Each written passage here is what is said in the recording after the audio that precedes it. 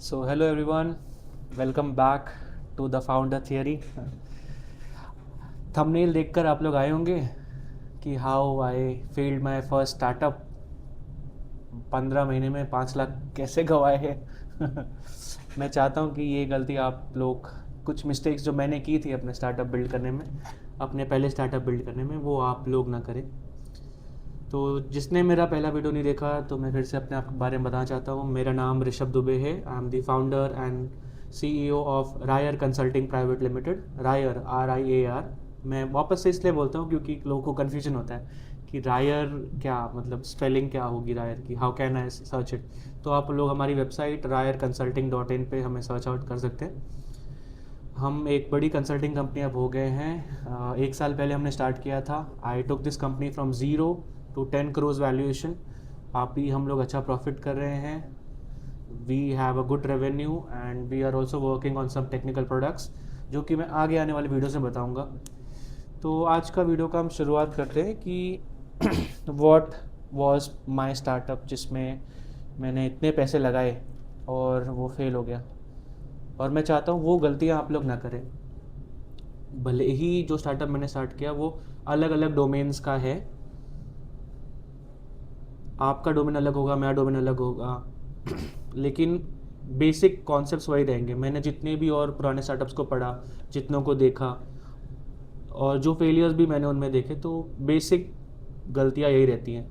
तो मैंने एक कुछ रिसर्च किया। मैंने सिर्फ अपनी कंपनीज़ नहीं, अपनी कंपनी नहीं, मैंने और भी फेलियर कंपनीज़ देखी और भी स्टार्टअप फाउंडर से बात किया, और बहुत रिसर्च करने के बाद 5 मिस्टेक्स लाया हूँ। 5 मिस्टेक्स लाया हूँ, जो कि आप लोग एज अ स्टार्टअप पहले ही, अगर आपको पता, स्टार्टअप फाउंडर, आप स्टार्टअप स्टार्ट करना चाहते हैं, आपको पहले ही पता होगा, तो आप लोग ये गलतियाँ मत करिएगा। तो पहले मैं आपको अपने स्टार्टअप का नाम बताना चाहता हूँ, जिसमें जो फेल हो गया था। उसका नाम था गृहिणी कला प्राइवेट लिमिटेड। वो प्रयागराज में रजिस्टर्ड था। उसका बेसिकली कॉन्सेप्ट आया था मुझे जब मैं बैंकॉक में था, इन Asian institute of technology, that's in Bangkok. हमारे कॉलेज से एक ट्रिप जाती थी हमेशा एशियन इंस्टीट्यूट ऑफ टेक्नोलॉजी के लिए, जहाँ पे एक एग्ज़ाम देना होता था, और वो एग्ज़ाम के लिए भी मैंने बहुत मेहनत की थी।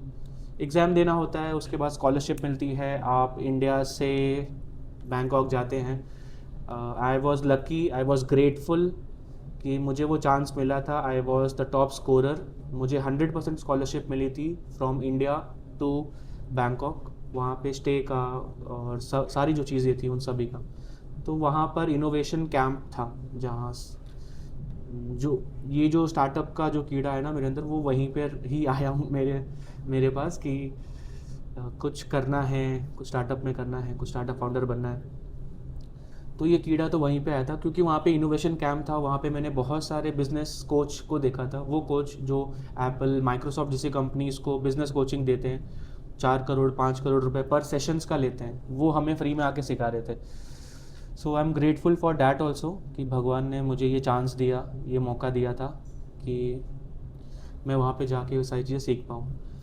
तो सबसे वहाँ पे गृहिणी कला का स्टार्टिंग हुआ। मुझे वो आइडिया आया था, और अपने फ्रेंड के साथ मिलके मैंने वहाँ पे, एक बिज़नेस कोच थे प्रोफेसर डाइटर ट्राउ, मैंने उनके सामने प्रेजेंट किया। ही टोल्ड अस कि इंडिया में अगर आप इस चीज़ को चालू करेंगे तो it would be very successful, अगर आप सही तरीके से उसको चला पाएंगे। तो वो चीज़ दिमाग में बैठ गई कि हाँ, मतलब इतने बड़े आदमी ने कहा है तो वो गलत तो नहीं कहा होगा। तो इंडिया आया। इंडिया आते ही we applied, there was a pitching competition in my college, और फिर हमने उस पिचिंग कॉम्पिटिशन में अप्लाई किया, और हम वो जीत भी गए। तो एक और कॉन्फिडेंस आ गया कि हाँ भाई, पिच कंपटीशन हम जीत गए हैं, तो क्यों ना, मतलब आइडिया में तो दम है।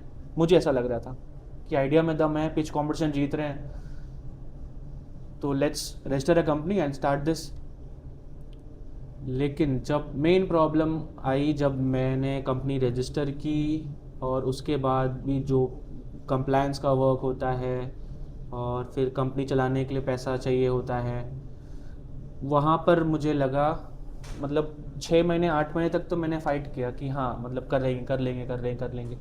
फिर जब पैसे जाते गए जाते गए जाते गए, 10 महीने हो गए, 12 महीने, फिर 15 मंथ्स के बाद मुझे लगा कि नहीं, मतलब Rishabh, you did one mistake in the very starting phase.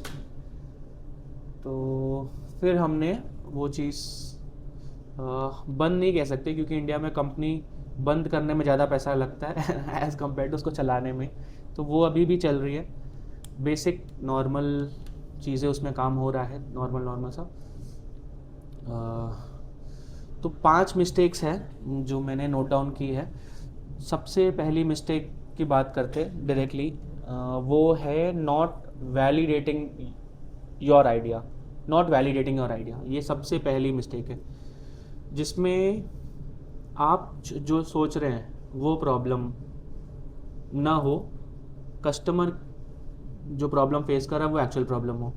मतलब आपको ये नहीं सोचना है कि अरे यार ये प्रॉब्लम मैंने फेस किया तो मेरी तरह और लोगों ने फेस किया है, इसका ये सोल्यूशन हो सकता है, तो क्यों ना इस पर एक स्टार्टअप बिल्ड करें, एक टेक प्रोडक्ट बिल्ड करें। पर ऐसे नहीं होता है।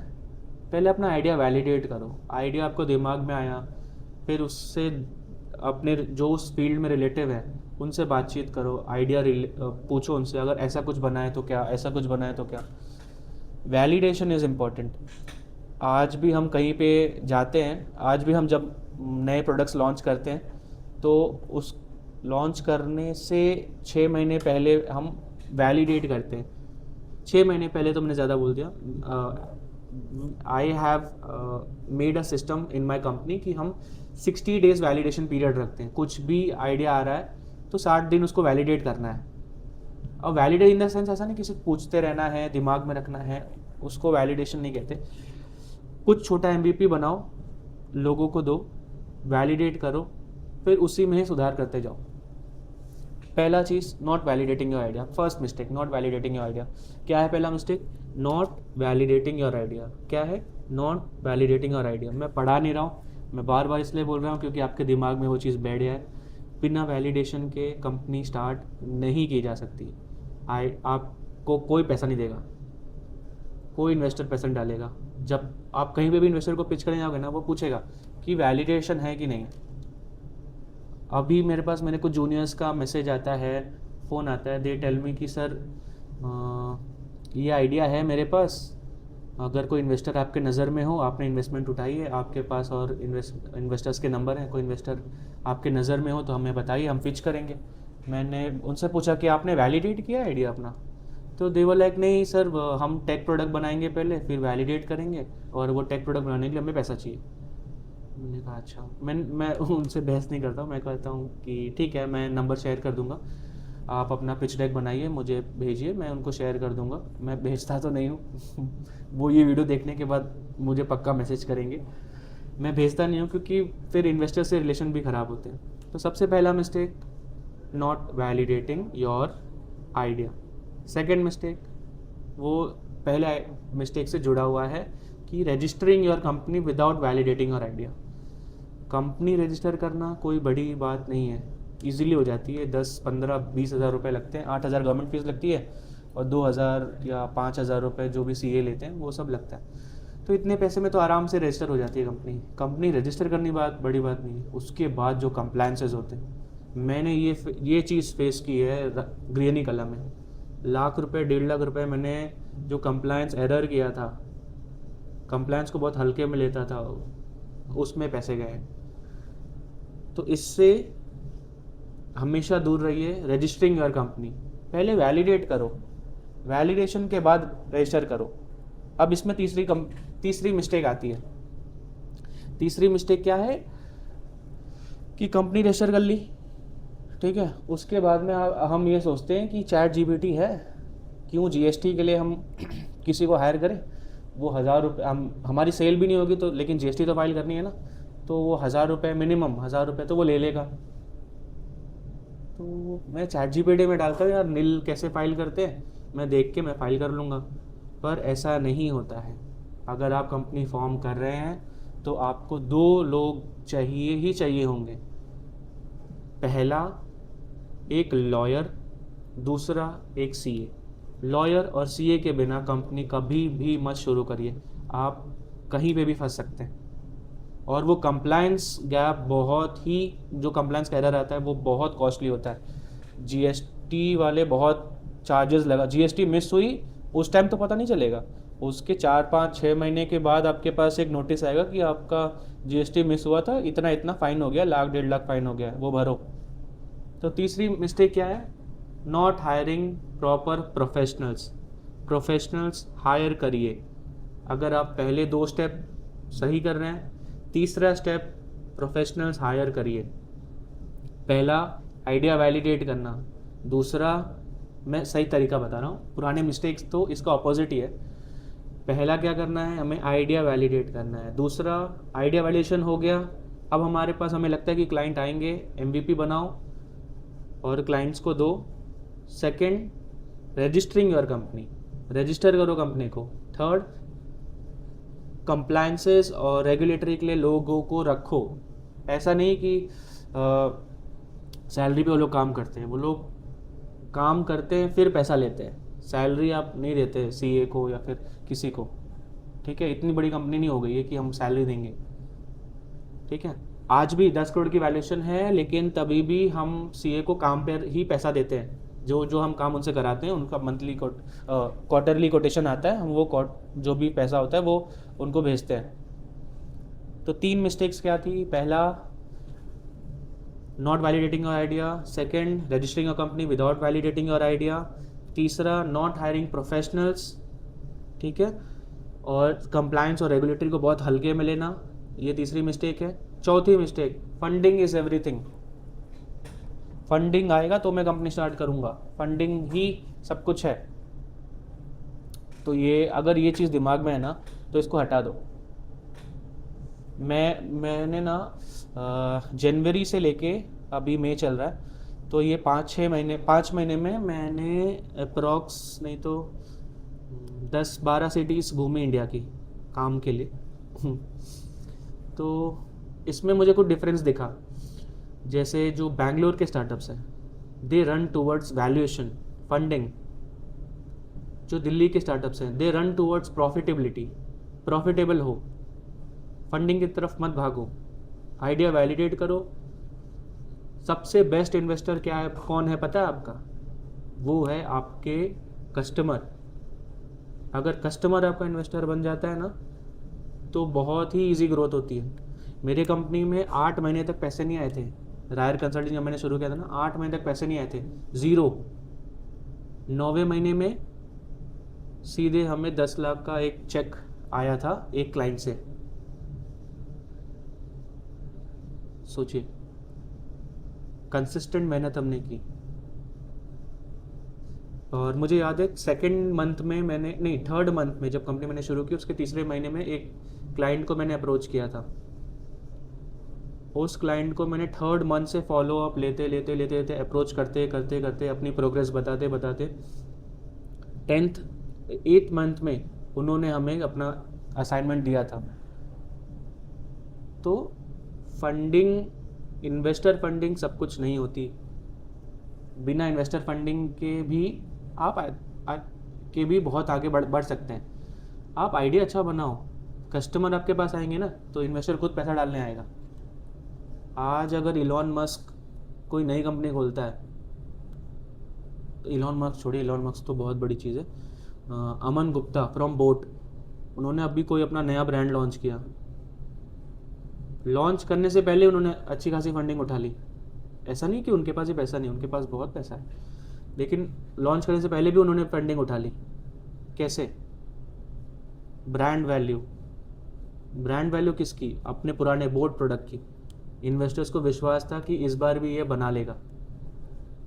और इनिशियल स्टेज पे एक बात बताऊं, इनिशियल स्टेज पे फंडिंग आइडिया से ज़्यादा मतलब फाउंडर पे मिलती है कि फाउंडर कैसा है।